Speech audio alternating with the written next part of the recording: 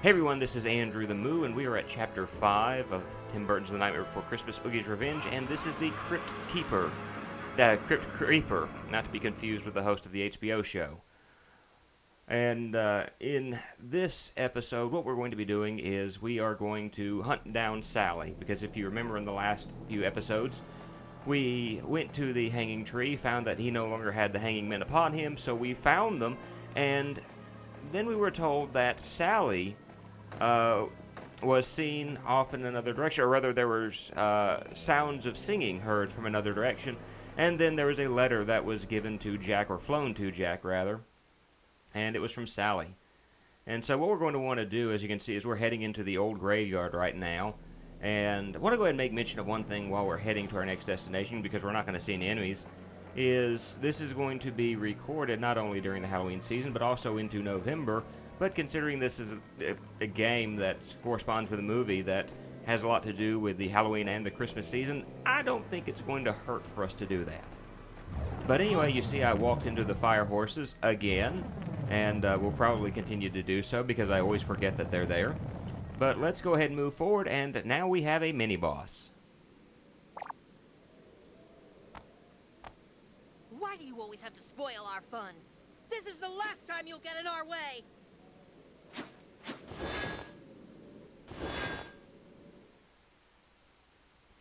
And so now we are going to face off against Locke. Remember, last time we saw him, we weren't fighting him, but rather we were fighting against 20 skeletons of varying size and strength. Now, we're actually fighting against Locke, and you notice there, when you hear him scream out, "Let's go," it means that he's doing an attack where he's flown high into the air, he's locked onto you, and he's going to try to come down on top of you with a plunger. You're going to want to move, that way he does not hit you. Hopefully by this time you've been able to upgrade your Soul Robber, and you see whenever you're able to do that, it does a good amount of damage to him.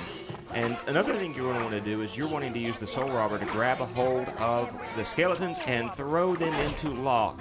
You see how much of his energy it takes away just by doing that. Another thing you'll notice is as you whittle away his energy, you're going to see stronger skeletons appearing, as now we've got kind of the aqua-colored skeletons that have appeared. And so keep that in mind as you attack. You're not going to want to place so much attention on the skeletons, but at the same time you don't want to just ignore them. If you ignore them, you're going to get attacked like I am. I'm getting hit way too much right now. But every so often they're going to drop some energy, grab that. You see he tried to do that little attack again. And whenever he does that, you're wanting to do your circular attack to do a copious amount of damage to him.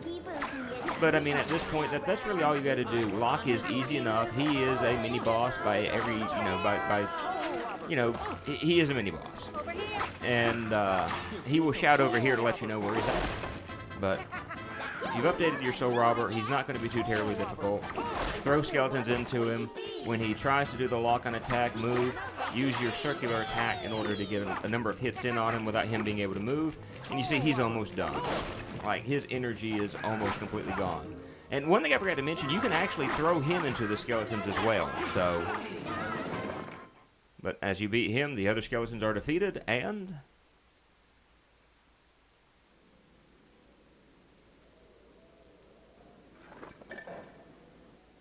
You win this time, Jack. There won't be a next time. Of course not, Jack. Whatever you say.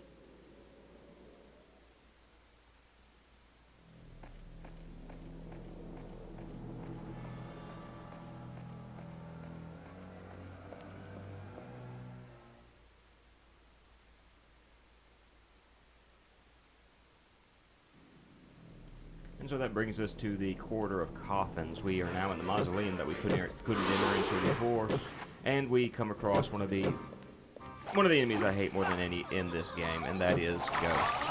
But you want to be careful in this room because you notice there are coffins that are opening, and spiders and other creepy crawlies are crawling out of them, and if you get hit by them, of course, that's going to do damage. Here's the reason why I don't like the ghost enemies at all, because whenever you look at them, they run away from you, and you get maybe 1-2 hits in if you're lucky on them. You see, I don't like that. But one of the nice things about them is if you know what you're doing, you can get some exclamation point counts off of them. what you do is you just turn away from them, and kind of like the Boos in Mario Brothers, you turn around real quick and you shock them, and you get an exclamation point for that. But let them get really close to you, because that's going to offer you the best, by the way of damage. You're going to get a couple of hits in, and you notice this guy, you know, they float into the walls, and it's kind of hard to hit them. But apparently you can actually hit them through the walls, so I'm not going to complain there. Boss time.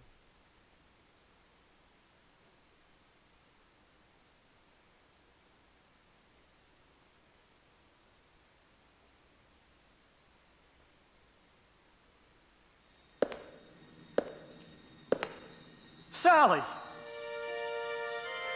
Jack!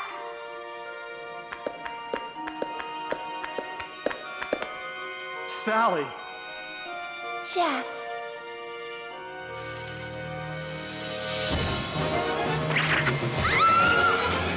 What's this?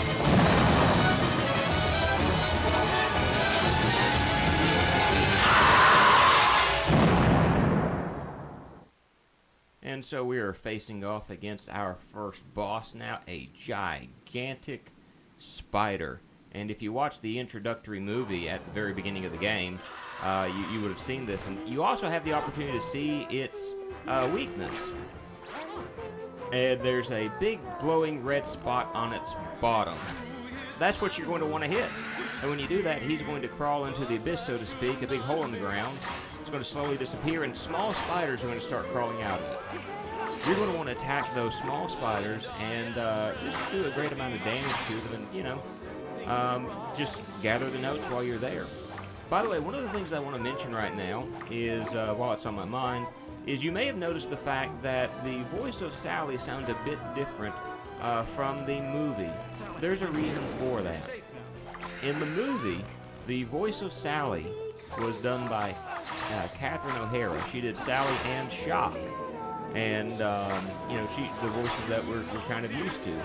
But the Sally in this game, actually the Sally that's done for all of the games, to the best of my recollection, is done by Kath Soucie. And you'll probably notice something whenever you hear the voice of Shock, and then probably in the next episode, is the fact that Shock sounds a whole lot like Lil from the Rugrats cartoon. And I'll probably bring this back up again in the next video, but that's because it's done by the same person. So, you know, she did the voice for on the Rugrats, and she did the voice in this video game as well. But she actually did the voice for Sally in all of the video games. And you hear me talking through the, I guess you call this the QTE, the dance sequence.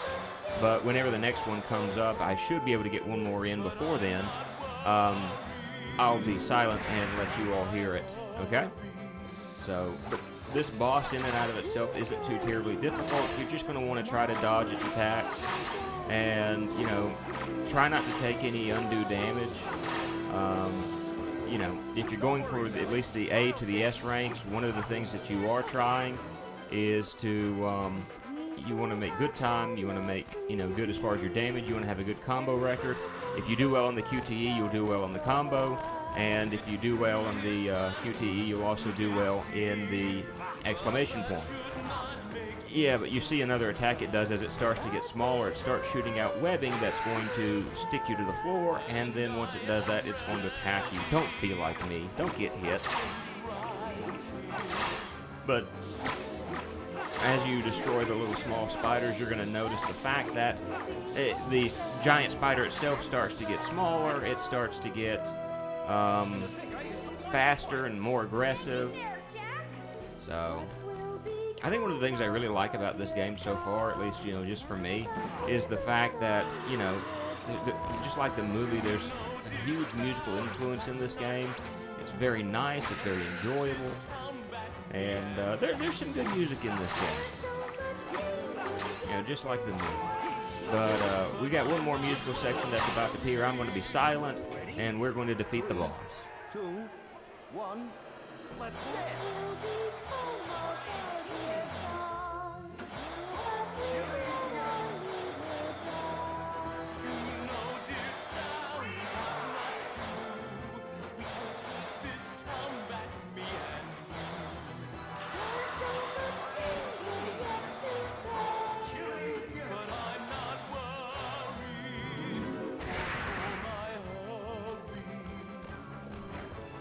and then you get the last hit on it.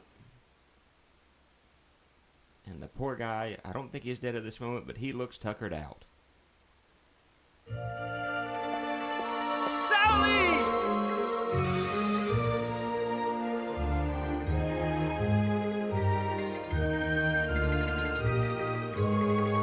Jack.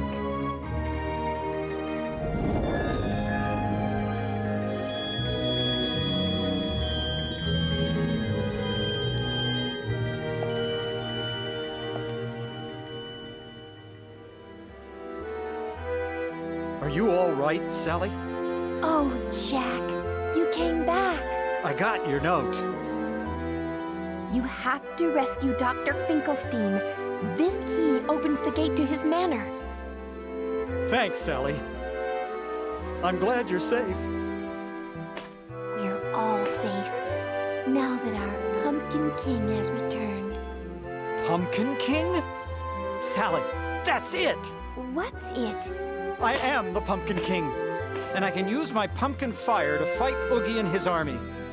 Good thinking, Sally. Thank you, Jack. No, thank you, Sally. Remember that scene about, I don't know, 5 seconds into the movie that lasted for about 10 seconds where where Jack was dressed as a skeleton, kind of like a scarecrow, so to speak? Well, that is going to be a character transformation in this game, and you can become the Pumpkin King, and your main attacks are going to be that of fire. But, again, as I mentioned, one of the nice things is if you accidentally mess up in one of those areas, the game saves it for you. And, I get the Nightmare rank here of an A, and so that's good. And so what we're going to do is we're going to look at the figurines that we unlock at this point, and then I will join you for the very next episode. And I hope to see you then, and you have a great day. Later.